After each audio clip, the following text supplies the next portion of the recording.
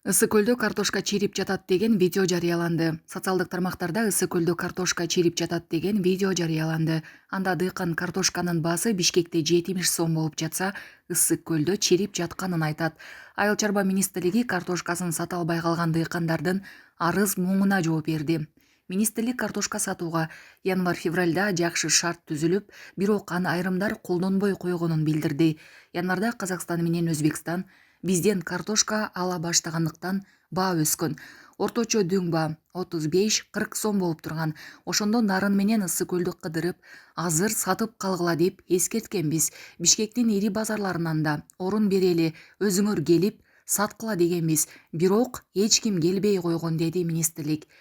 Ведомство өлкөгө Иран менен Кытайдан картошка киргенин тастыктап, импортко тыюу салынса, баа мындан да өсүп кетерин белгиледи. Жакыр жашаган адамдар бар. Азык-түлүктүн баасы жеткиликтүү болушу керек. Биздикилер бааны жасалма көтөрүп жиберишти. Ошол кезде чыгараны жаап салсак, баа дагы өсүп кетмек дешти министрликтен. Булак Серепке. Жаздан баштап күзгө чейин дыйкандардын мындай чыгымын кичине эсептеген адамдар барбы?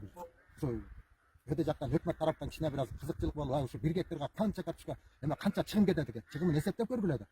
Бир кишини 1,5 миңге жалдап атабыз. Биз дагы биздин айылда Түгөр айылында көч айылынан болобуз деген. Бир адамды 1,5 миңге жалдайт. А болбосо Ак Суу Жетек районунда 2,5 чейин киши жалдап иштетип атат. Анын техникасы бар, анын 1 гектарга деген 25 литрден май куюп, гектарын 1 миң 1,5 миңден айдатып алабыз. Ошону баарын арендаға жерди канчадан алып атабыз? Ошого кичине кызыктар болуш керек. 30 миңден кем жок аренданын жерлери.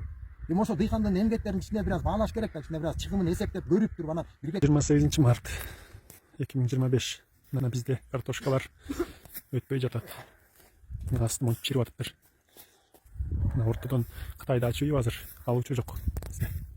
Мына ар бири 1,5-2 тоннадан жерде канчалаган жасаңыздар Бишкекте болсо, азыр только Кытайды кытытат да. Кытай алып келип, Кытайдын картошкасын мешоктон чыгарып, сеткага салып, кайра тоңдуку, кочкордуку деп сатат. Дамы пенсилин дамдан алат деп атат шаардыктар. Ошону эч ким текшерген киши жок. Картошка монтуп мына өнүп атат, чирип атат. Бишкекте 70 болуп атат картошка. А бу жерде мынакей алуучулар жок. 40ка чейин эптеп чыкты эле. Алып келди, Пакистандан алып келип, Кытайдан алып келип картошканы тыгып таштады дагы, монтуп картошка өтпөй калды. Биз 40тан өткөргөндө эле Бишкекте 70 болуп атса, 30 сомду ким кошуп атат? Значит жанагы ортомчулар кошуп атат. Анда ортомчу жок, алсын өкмөт деген. Эмне кылып атат өкмөт деген?